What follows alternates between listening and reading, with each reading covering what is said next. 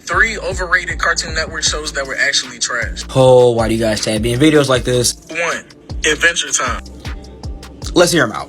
His storyline is trash. It makes no fucking sense. And it was just too much shit going on. Let me start this by saying everybody had the right to an opinion, but I have the right to challenge that opinion as well. So I'm kind of curious on what didn't make sense. Because while I do agree that Adventure Time didn't get a set story until like the middle point of the seasons, to say that the story didn't make sense is completely beyond me. Adventure Time has amazing world building, amazing character development, amazing plots, amazing characters, and the setting. And it had a lot of core arcs like the Lich arc, you know, when they went through the war. We learned the backstory between Ice King and Marceline, but they were actually survivors of said war. And they were closer than a lot of us thought. And I hope you do know that the land of Ooh is not just the Candy Kingdom. Where do you think Lumpy Space Princess is from? Where do you think Hot Dog Princess is from? Where do you think Flame Princess is from? Where do you think Marceline is from? We learned where Jake's come from and his dad, which is frightening by the way, but I digress. And we're gonna put some respect on BMO. He is a game system, okay? Because not only was he a prominent character in Distant Land, but he was also the glue that held Finn and Jake's friendship together. And we're also gonna put some respect on Jake the dog. He's one of the most loyal ride or die freaking companions that you will ever meet in a cartoon. And when you said Finn's arm is a flower, I know what you're referring to. You're referring to his metal arm, right? You do know how Finn got that flower on his arm, right? When he was trying to stop his corrupt and ain't shit father, right? But let's continue. Number 2, Steven Universe. Oh, I can just predict this nonsensical argument. It was garbage. First of all, why the fuck are they crystals and gems? And why the fuck does Steven Universe have a belly piercing? Cause why the fuck would you have a gem, crystal, or rock, or whatever the fuck you want to call it, in your fucking body anyways? Because his mother is a gem, his father is a human, he's half gem, half human. The only reason why he was born is because his mother sacrificed her gem-like form. And they're crystal gems because they come from an intergalactic alien race that's ruled by diamonds. So, my brother in Christ, that was worse than what I thought it was going to be. I can't forget what he did. Didn't he combine with his girlfriend and become an it? First of all, it's Stevani. And secondly, he fused because he was learning how to fuse, and he learned that fusion comes from, you know, a close bond with that other person. And when they did their fusion dance, it was, you know, like that close bond that they were having, kind of like a spiritual awakening. And this is Steven learning how to use his powers, you know, something called character growth. It can't get any worse, right? Number 3, Chowder. Nope, I lied. Chowder was nothing but background noise. Chowder was nothing but hilarious on Cartoon Network. Funny characters, funny setting, funny story. Chowder was hilarious. Truffles, Terror Strong. And also, you know this song right here? Hey, Panini, don't you be a meanie. Thought you wanted me to go. Why you trying to keep me teeny? Yeah, Lil Nog was referring to Panini and Chowder. Some background noise, right? Oh, this is a very good question. A cartoon ending that had me confused. I got you on that one. The first one that comes to mind is how Camp Lazlo ended, dude. Like, apparently, Scoutmaster Lumpus was not supposed to be the real camp counselor. This pink cow was supposed to be the real camp counselor. And he locked this counselor up in, like, I think his basement or something like that, and stole his job as Scoutmaster. Which, I mean, it had me like, what? Like, this was so confusing, you know what I'm saying? Like, everything that we went through in Camp Lazlo, it was all a lie with Scoutmaster Lumpus. Like, it all made it, like, Scoutmaster Lumpus being the Scoutmaster all made perfect sense because he was like this freaking disdain, kind of like Squidward type character that was in a camp full of, you know, cheerful cheerful campers, you know what I'm saying? Now, fun fact though, Joe Murray, the same person that created Rocko's Modern Life on Nickelodeon, was the same person that created Camp Lazlo on Cartoon Network. And because of the real ending was this character was supposed to be Heifer from Rocko's Modern Life, but due to Nickelodeon, you know, due to it being a Nickelodeon character and this being a Cartoon Network, you know, this being the Cartoon Network, they had to change it to the pink hairless steer that we know now. It's funny because they actually made that reference because Heifer never liked to be called a cow. He always said, you know, he corrected anybody that called him a cow as he was a steer. And it was a cool little reference to the creator making both shows when he did this. It was pretty cool. I'll get you for this, cows. There, But this ending will like forever leave me confused because like everything that we knew about Skymaster Lumpus was a lie. I could really do like multiple parts on this because there are like a bunch of cartoons that I consider to be like some goated ass cartoons. So let me know if y'all want this to be like a whole series. But here are some cartoons that I consider to be some of the best of all time. Who would I be if I didn't start this list off with Sponge Goat himself, bro? I'm a Jasiah new SpongeBob. Shut the fuck up. We're not gonna act like that SpongeBob is on a Mount Rushmore of some of the greatest cartoons known to mankind. SpongeBob is known globally and easily one of the most popular cartoons of all time, and some of the funniest. Bro, this right here is literally my favorite show on Cartoon Network, bro. Codename Kids Next Door. If you don't like this show, man, you had no childhood. I'm sorry, man. Like, this show was so goated, man. Like, it was ahead of its time. I swear to God it was, dude. Man, if you want to talk about goated ass cartoons, bro, Danny Phantom has to be in the conversation, man. Like I said, if you don't like Danny Phantom, man, I'm sorry. Like, I gotta know why. There's something wrong with you, bro. I'm sorry. Like, I know we all have opinions, but at the same time, it's like, man, if you didn't find some interest, if you didn't find some, like, you know, anything in Danny Phantom, you gotta explain why, bro. Like, it was funny, it was action filled, it was like the storyline was awesome. You want to talk about some of the greatest cartoons in the history of anything? Avatar: The Last Airbender has to be in that conversation. I'm sorry, bro. Hands down, one of the greatest cinematic masterpieces of all time, bro. I'm telling you. Fun fact, the voice of Kim Possible, Christy Carlson Romano, has a TikTok, bro. Y'all need to follow that. But yo, Kim Possible was freaking amazing. Easily one of the greatest cartoons I've ever seen in my life, bro. Like, this cartoon is up there. If you don't like this cartoon, again, like, there's some, you have to explain why. Filled with action, filled with hilarious comedy, bro. Goated ass freaking villains. It was amazing. Going to the adult side of things, man, look, Family Guy, but new Family Guy, shut the fuck up. We're not gonna act like Family Guy isn't one of the best adult sitcoms of all time, bro. Like, this is one of the most iconic cartoons I have ever seen, you have ever seen in the history of anything. Look, a little bit of a sleeper pick, man, but going back to the, the adult / family oriented, comedy shows, man, Bob's Burger was awesome, man. I'm sorry, man. Like, this show is hilarious, man. Like, it was iconic. It was amazing. One of the best Nickelodeon cartoons ever, man. Fairly Odd Parents, bro. What's that stuff? Oh, but Fairly Odd Parents, feel like shut the fuck up. Fairly Odd Parents is still one of Nickelodeon's greatest, easily in the Nickelodeon Cartoon Hall of Fame. Like, this show is iconic and it was amazing. You want to talk about one of the greatest Nickelodeon cartoons, you have to have this in your conversation. I mean, like, Rugrats, bruh, like, easily second greatest Nickelodeon cartoon of all time. Like, come on now, man. Like, Rugrats is one of the best shows to ever be put on the screen. But these babies went through all these these imaginative adventures, and it was funny too. Don't lie, man. All of us wanted an Omnitrix back in the day, bro. I know I did, man. Ben 10 was freaking dope on Cartoon Network, man. Him changing into these crazy ass aliens, and the fact that it was so much action in it, it was amazing. And the storylines it took, awesome. I'm assuming you mean a show that had a bad ending? Like a good show that had a bad ending, right? Because if that's the case, two come to mind. And the first one that comes to mind is Star versus the Forces of Evil. Now, I liked this show a lot. I really did. Probably one of the best Disney cartoons in the new gen. But for this to be its ending, it just felt super duper rushed, and it felt just completely, it left me empty. Like, I still had some answers, I still had some questions I need answers to, because they wanted to and needed to do a lot. Like, this ending could have really been at least a two-part, because when they were traveling through dimensions trying to, like, destroy magic, and then you have the story of Star and Marco trying to connect, it all felt insanely rushed to me. And the second one that came to mind was Foster's Home for Imaginary Friends. This ending, I didn't like how this ended. Like, are you serious? Are you actually freaking serious? In my opinion, the ending should have been Destination Imagination. This dude Mac talking about he was gonna move away, and the ending was that Cheese was gonna move into Foster's because their apartment building didn't allow imaginary friends. That's it. That was the whole ending. And this is how it ended.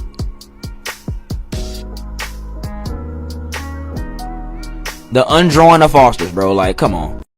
Alright, so this is a no hate to the creator whatsoever, but I saw it on my FYP. I'm pretty sure this woman makes some amazing content. This is not any hate. I just wanted to get my critique on this. Disney is officially dead, in my eyes. We all know that next month, Wish is coming out. The 100-year anniversary celebration movie for Disney. I'm disappointed.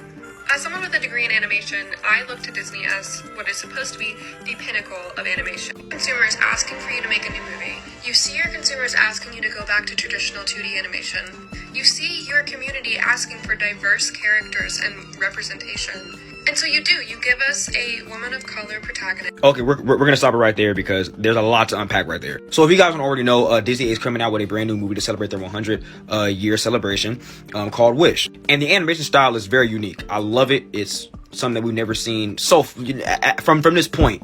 We haven't seen in a long time, that's what I'm trying to say, from a Disney film. Now, here's what I don't agree with. Yourself and a lot of other consumers of animation say that they want new and exciting stories from Disney. No remakes, representation. But what's funny is that Disney has done this numerous times. It's just that you guys reject it to the point where, okay, well, if y'all don't like this, then we're gonna come out with something that you will like, and that is your favorite childhood movie but reimagined. Yes, I'm counting Pixar because they're the same thing. Turning Red was a new movie.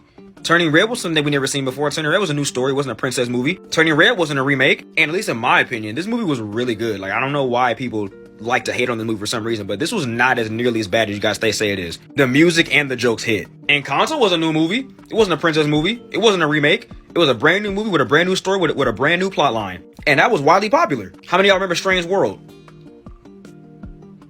That's what I thought. You know how many people rejected Elemental because they thought it was going to be an opposite attract story that we've already seen before? Then when they realized it wasn't, it did numbers in the box office. These are the same people that are like, oh my god, Disney, don't make remakes. Don't make new content. Don't make this. Then when they give you new content, when they give you new movies, when they give you new stories, y'all say, oh my god, my childhood is ruined. What did Disney come down to? Oh, Disney fell off. What is it that y'all want? Again, no hate to the creator. I'm pretty sure she makes some amazing content, but, you know, I just felt the need to speak on that because I don't really agree with that. Of course, I got a plethora of them. Aside from the ones that I'm about to list, I was into a lot of the adult-oriented sitcoms as well. Aside from the sitcoms from Nickelodeon and Disney Channel, my favorite sitcom, like, of all time was the Jamie Foxx Show. Man, when I found out this show was on HBO Max, this was the first thing that I watched. Can't tell you how many times I rewatched this show. Also, shows like the Wayans Brothers, Martin, My Wife and Kids. You know, shows like Moesha and the Golden Girls. Freaking love the Golden Girls. But these are just some. Alright, let's get into the main list, bro. Like, this is quite possibly one of my favorite shows of all time. iCarly. Love this show with a passion. Easily one of the greatest Nickelodeon shows ever. And the reboot, bro, was just as poppin'. I'm not gonna lie. If y'all not watching the iCarly reboot, y'all have to. Y'all have to. It's freaking amazing. It's freaking amazing. Oh, I can't leave out Kenan and Kel on this, bro. Kenan and Kel was my stuff, yo. Everything about the show is funny. It's iconic. One of the greatest Nickelodeon sitcoms of all time. I freaking love it. Words cannot express how much I love this fucking show. Look, if you don't like Hannah Montana, there's something wrong with you. There is something seriously wrong with you. I'm not gonna take any other explanation. This show ran Disney Channel for so long. Man, I want y'all to quit playing with me on this show, man. I've been meaning to do a video on like some of the best Victoria songs because I kid you not, they did not miss on any of their songs. And plus, oh, the cast was so likable, man. Like the show's awesome, man. I can't put it into words. Man, listen, Zach and Cody was that show back in the day, bro. Like, this show was so nice. It had a bunch of likable characters, had a dope ass premise. It was funny, bro. Chris Brown was in this, bro. It was amazing. It was amazing. Like, I loved every minute of it. Words cannot express how much I love this show too, for obvious reasons. But it's not just that, man. I was waiting for one of them to get their own spin-off shows, Zendaya or Bella Thorne, and this was freaking lit. The action was dope, the characters were nice, and it had such a serious tone, bruh. It was so amazing. I also heavily messed with the Amanda show. This shit was nice, man. I loved every moment, every minute of this show. Moody's Point, what you know about that, bruh? Again, this is another show where if you don't like it, you gotta explain why. Yeah, I will not. Actually, matter of fact, I will not take any answer that you have against not liking this show because this show, you have to. It's mandatory, bro. Like, this show was freaking amazing. There was everything to like about this show, bro. You got the nice brotherly bond, the nice family. Dude ran over Oprah, but man, fucking loved it. This is a very good question. I'll be happy to answer. What was the first cartoon that I ever saw as a kid? Now, I know a lot of y'all are going to be thinking SpongeBob, because that is my favorite cartoon of all time.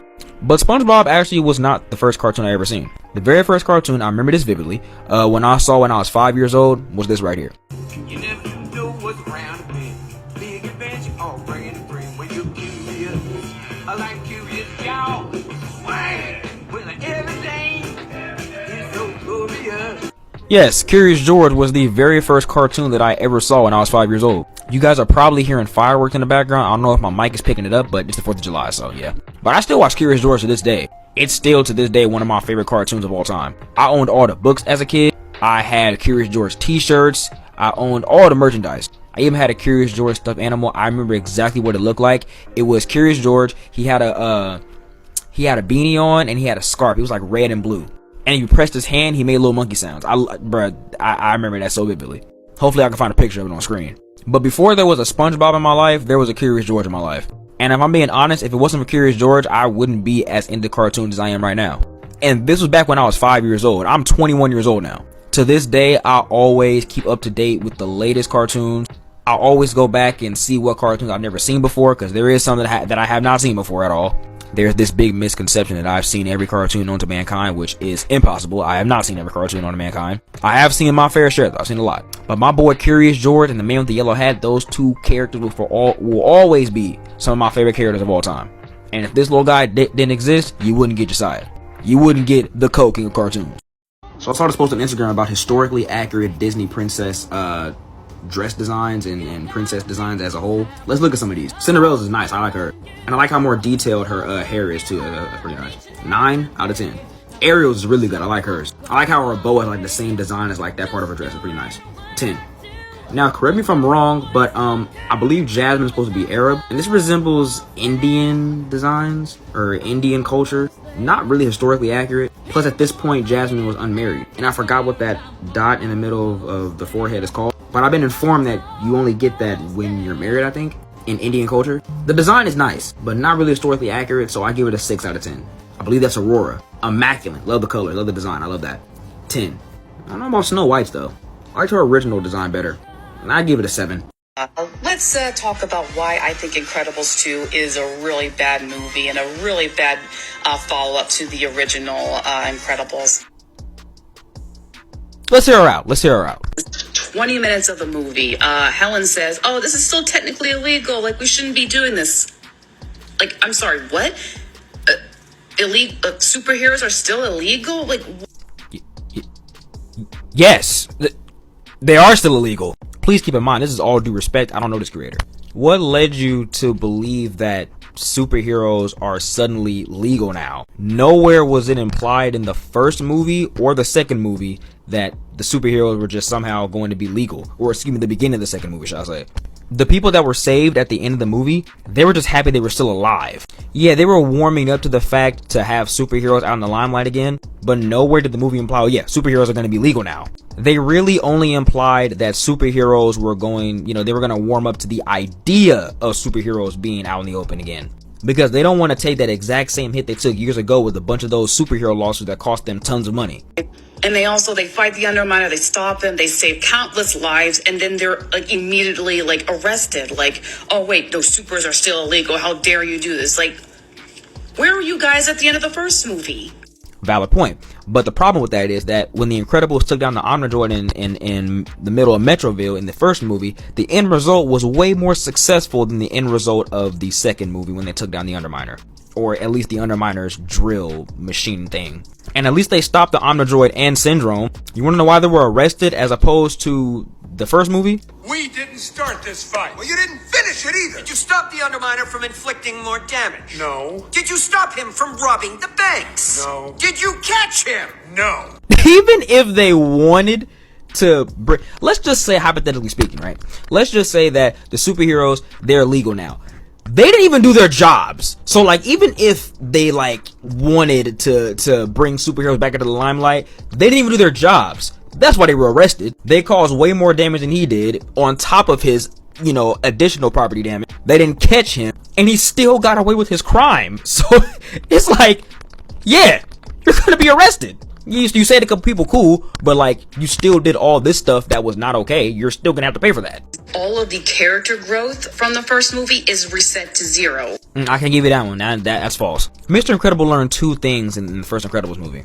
He learned to work together, and he can still be a superhero at the same time. That's what they did in Incredibles 2. They worked together by Bob staying at home with the kids, while Elastigirl can fulfill her duties as a superhero. All the while trying to get superheroes legal so he can be there too, alongside his kids. Again, don't know the creator, so this is no hate, but you're entitled to your opinion, and I'm also entitled to mine. So, there we go. Then you got Jimmy, who absolutely cleans Dexter's clock. I don't even care what you have to say about...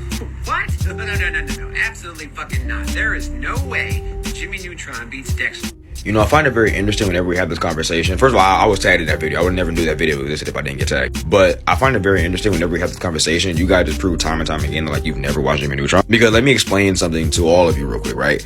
Jimmy Neutron beats Dexter in a fight every day of the week and twice on Sunday. I don't know how many times I got to explain this to you guys, because time and time again, you guys prove that you never watched Jimmy Neutron, don't know anything about Jimmy Neutron, and just say the exact same points all the time. Oh, Dexter has mechs. What? Jimmy's not gonna do anything with Dexter's mechs. Bro spent most of the video talking about, oh, well, Dexter had this mech. He made a mech in 10 minutes. Oh, remember that mech where he tried to flex on these Japanese kids, and then he used he called upon them with the megas. Nobody gives a fuck about Dexter's mechs. Them bootsy ass mechs. Them garbage ass mechs. Nigga made a mech that had glasses. How you make a mech that don't got 20/20 vision? Oh, fugazi ass mech. Oh, piece of shit ass mech. Nobody gives a fuck about them, bro. You wanna know why? Because all those mechs are gonna be useless when Jimmy pulls out the hypercube, which is a black hole in a pocket. So what are we talking about? And bro spent most of the video saying how Jimmy Neutron has a shrink ray, but he never uses it, saying that's the only useful thing that he's made. Really? So we just forget he made a hypnotizing device, a time machine, a chrono arch which lets him see into the future, that universal portal that lets him go to Dimsdale, lets him travel through universes. Keep in mind, this is the same Jimmy Neutron that made that made a time machine out of rocks and leaves and discovered diamonds in the past. Are we dead ass? This is the same Jimmy Neutron that created an entire spaceship armada out of amusement park rides. Also, this is the same Jimmy Neutron that can breathe in space. So there's that. Also, remember when Dexter made 30 seconds stretch into 30 minutes? Ooh, a time travel feat. Cause Jimmy totally hasn't done that before. Then bro tried to play with Jimmy, talk about remember when Jimmy went into the future and then he was lame? But when Dexter went into the future, he was cool. We're just gonna act like that the first timeline that Dexter went to, it was this Dexter, the lame, built like me, accountant Dexter, who was submissive and was getting verbally abused by his boss Mandark. And y'all say this Dexter was cool, but in his future, Mandark was the ruler and everybody was stupid. So what are we talking about here? We're not gonna act like this is the only Dexter that was in the future that he encountered. Let's keep it a bean for a minute. And then to all you smoothbears talk about well Jimmy Neutron, every episode of Jimmy Neutron, he has an invention that doesn't work and he spends a whole episode trying to fix it. Jimmy Neutron has had 61 episodes across 3 seasons. There's only 6 episodes that you can say. 6 that you can say where the invention went bad and they spent the episode to fix it. And even then, let's keep it real for a second here. Didn't they fix the problem with a better invention? So I just wanted to know. Everybody's talking about every invention of Jimmy's fails. What? The Hypno Beam, the hover car, Goddard, many of his rockets, the amusement park spaceship armada, the time booth, neutronic air gun that lets him breathe underwater, the nanobots, an invention that worked entirely too well. These niggas literally deleted all of Retroville and the whole world. Yeah, good luck, Dexter. And also the whole point of Dexter stretched 30 minutes or 30 seconds in 30 minutes. Jimmy Neutron already did that. It's called the quantum replay. What are you talking about? That's not special at all. If you already done it. About Dexter can fight. Okay, like we're not gonna act like that Jimmy hasn't went toe to toe with whole alien warrior. Also, let's just put this into perspective real quick, right? Dexter's only comp has been Mandark, who defeated Dexter in his first appearance. This nigga made him shut down his whole lab because he was better than him. Could never be Jimmy Neutron. Jimmy Neutron's taking on the military, spy organizations, aliens, robots, like the list just goes on. Dexter made himself have every superpower. You know what I don't understand? You know what I don't understand, bro? You know what I understand? Dexter's supposed to be OP, right? Yet he can't figure out anything to keep his idiot sister out of his lab. He can do anything to make sure that his idiot sister doesn't press a button that destroys his whole freaking invention. Homegirl literally had a song called what does this button do? Like, that's how you know that she can destroy everything within the push of a button. Jimmy Neutron knew right off rip, whoever he wanted up in his lab, bro, all it takes is his DNA sample. And remember in the episode when Jimmy and Cindy switched places and Jimmy was in Cindy's body and Jimmy tried to do his little DNA thing and he got a hair follicle from freaking Cindy's head. His whole lab detected that was not Jimmy, and you know what he did? Put him in the trash and kicked him out of the way. That's called security system. Take notes down. Yo, so I'm sitting there in my car, right? And I came across my brother Miko's video on who was the only right answer, or who was the only justifiable villain, right? Who was the only person who had every right to become a villain, right? And this person goes saying the only right answer is Mojo Jojo. We all know about Mojo Jojo's origin story. He was a professor's lab assistant. Now, if you just saw Mojo Jojo's point of view, you would say, okay, yeah, you know, bro got done filthy. But bro, my brother Miko, he showed y'all what happened. And I remember that shit too. Check this shit out. Please be good. Please be good.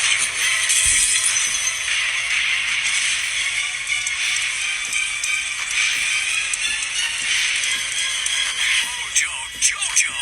Now I remember you. You were the worst lab assistant I ever had. All you ever did was break everything you got your grimy little paws on. Oh, you haven't changed one bit. I was finally forced to throw you out when the girls were born. As a matter of fact, it was that very day.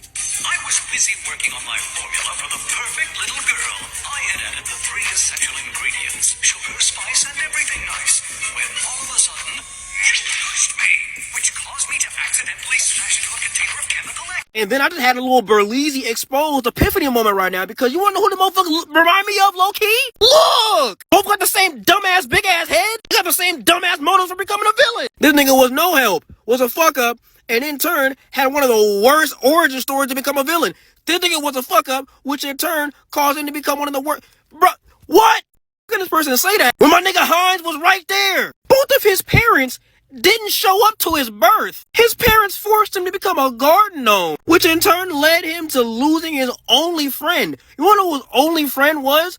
A fucking balloon. You know how sad that shit is? Not only was his backpack a belt, but his mom made him go to school in girls' clothes. Not only that, but I'd be a hater too if my brother was the mayor and he rubs it in my face every single day. A brother who my mom openly admitted that he likes more, by the way. That she likes more, by the way. Okay, so the question is, who was more greedy, Mr. Krabs or Scrooge McDuck? I don't know why this is even a question. It's Mr. Krabs every day of the week or twice on Sunday. Are we just glossing over the fact that he sold SpongeBob, sold for 62 cents, then afterwards contemplated if he should have gotten more for it? Like, his whole character is the fact that he is greedy, bro. Like, that's his whole basis for his character. Dog, look at this. This is what he was trying to charge Squidward and SpongeBob. Do you see the $10 for standing? The $2 for existing? Like, we can't even exist without getting charged for it. Just like the regular America. God damn. Mind you, he went to a whole penny pinchers convention, which he won, I might add. Also, this whole episode debunks that whole theory of, oh, there's crab meat inside of the Krabby Patties. I never believed that theory at all, because if people be saying, oh, well, have you ever noticed that there aren't any more crabs in the ocean? Exhibit A, Exhibit B, Exhibit C, Exhibit D. Like, come on now. If you have a SpongeBob theory, come correct. But yeah, in summary, to answer the question to Mr. Krabs. Come on now. Let's stop lying to ourselves. Alright, so we gotta talk about something. And we're gonna stop it now. It's come to my attention, right? It's come to my attention that y'all out here are slandering this movie. Let's go ahead and not do that. Let's go ahead and not do it, bro. Acting like this movie isn't better than like 90% of the shit that comes out on TV. Come on now, dude. Let's go ahead and be for real. Top 10 DreamWorks film all time. Argue with your mama, not me. Did y'all even watch this movie? Y'all not gonna sit there and tell me that this movie wasn't entertaining. It wasn't heartfelt. It wasn't funny. It wasn't climactic. Bro, literally the climax of this whole movie was an intergalactic space battle. What are we talking about? The alien enemies of the Boov, bro, they invaded Earth. What are we talking about? Y'all not gonna sit here and tell me that Rihanna and Jim Parsons were not good in the studio. That they were not good in this movie. Their chemistry was unmatched. They were both equally amazing. Movies where the alien goes to Earth is always for the most part almost always works well. This movie did that and it worked well because an alien doesn't know Earth's customs, so they're gonna be oblivious to a lot of the things that we see as normal. They see as crazy. Think of the Yucatanians in The Fairly Odd Parent. To them, chocolate is death. To us, chocolate is sweet and nice. You see what I'm saying? Or like Wally, but y'all slander this movie. Make it make sense. Oh my gosh, O's annoying. That's the point. That's the whole point. Did you watch this movie? My friends call me Tip. I am O. O? I have been given this name by my many, many friends. Good morning. Hi, guys. Hello. You're not gonna sit here and tell me the movie isn't funny. Do not eat the blue mints. Thankfully, there is a large bowl of lemonade. Do not drink the lemonade. No, my hands are in the air like I just do not care. We don't do that over here. That's what we don't do, okay? Is talk shit about this movie. That's what we're not gonna do. Let's really talk about how the Oblongs was probably the weirdest, funniest show we've ever seen. This show was crazy, and I first saw it on Adult Swim. I don't know if it aired on other networks, but I first saw it on Adult Swim. The theme song was nice though. Down in the valley where the chemicals spill. But no, like let's really talk about it though. Just look at this family, bro.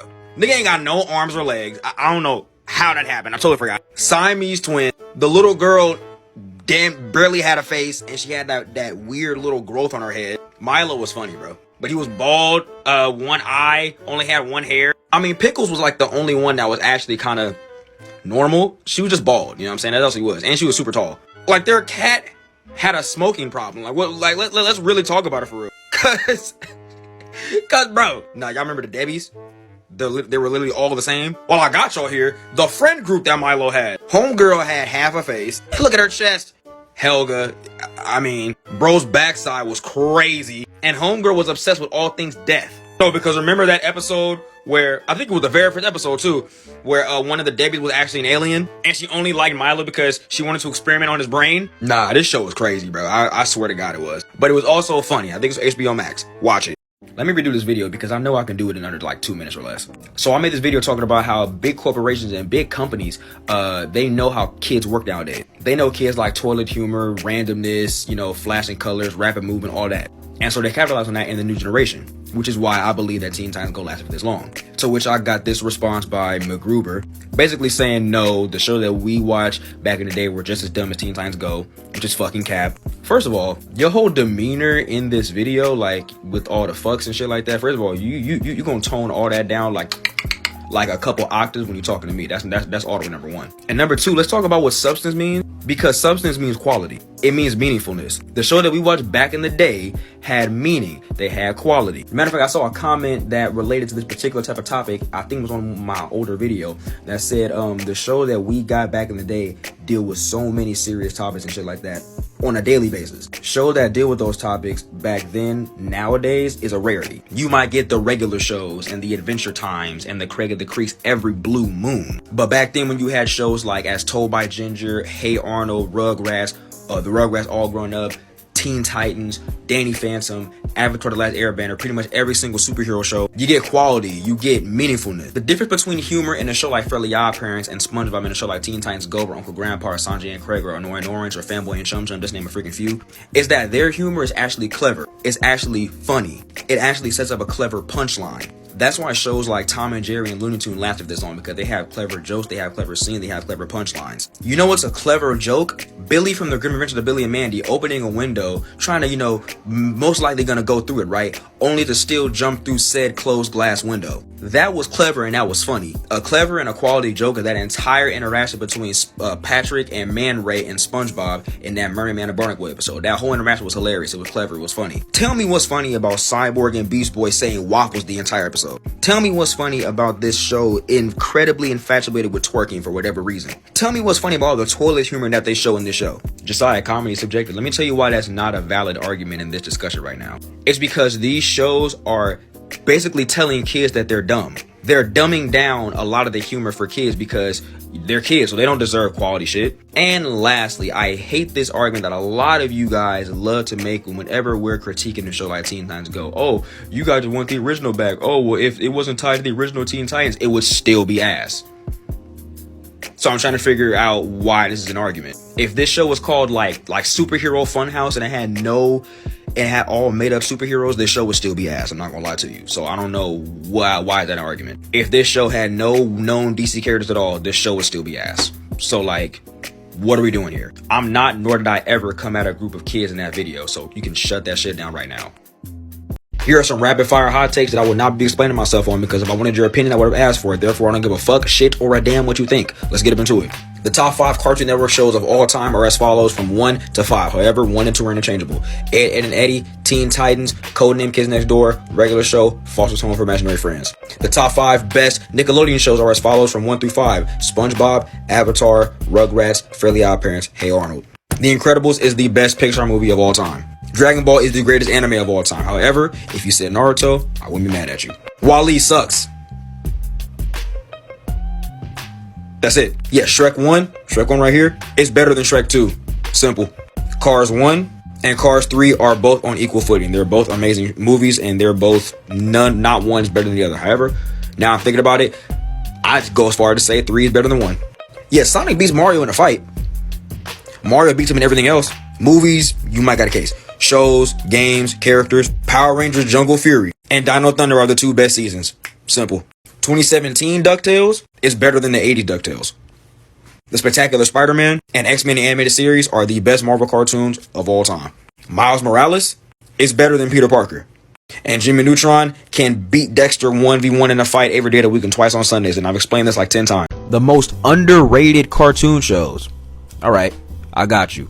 I'm gonna keep saying it until y'all watch it. If y'all not watching As Told by Ginger on Paramount Plus, bro, what are y'all doing with y'all lives? This show tackled a lot of serious topics and a lot of serious themes, and it really handled the adolescent, lifestyle really good in this cartoon. Man, Daria was way ahead of its time, bro. They picked the right character to do a spinoff of on Beavis and Butthead. Her sarcastic and monotone view on the world was just, it was gold every single time. I don't hear nearly enough people talking about Garfield and Friends. This is quite possibly one of my favorite cartoons ever. Like, the dude that voiced Garfield, he was very perfect. Like, he captured his voice and his essence very nice. And like, the reason why it was called Friends was because they had these little short other episodes, and it was called Orville's Farm, and they showed like these farm characters be depicted in this little world that they had. Man, y'all want to talk about underrated? I don't know how many of y'all read the books, but I did, bro. Edgar and Ellen was awesome. I'm not gonna lie to you. Like, it had that weirdness of Billy and Mandy takes making fiends, if that makes any sense. Like, if y'all ever seen like any of those shows, then you would know that this show kind of captured that perfectly. Hey yo, real talk, only my OGs remember Hi Puffy Amayumi. Come on now, son. This show was so nice, dude. Y'all remember watching the Cartoon Network, man. This show was amazing. And like, the little duo, they are the same duo that sung the Teen Titans intro. I mean, if that's not more freaking proof enough that you need to freaking watch this show, you have to. Nah, cause I wanna know what y'all know about my guy Skunk Fu, yo. First of all, my guy Rabbit, he was my favorite character. Like, that dude was awesome. But think of like, Kung Fu Panda, if he was a skunk. That's literally what it was. I mean, he low-key kind of acted like Poe. He had his own little Furious 5. It was amazing. I loved it. I don't think there was 5 of them, but you know what I'm saying. Pepper Ann was one of us, bro. Like, she was a girl, but she was one of the guys too. You know what I'm saying? Like, Pepper Ann was like, she was like that for real. She was like that for real. Like, she was the original tomboy, and she was amazing.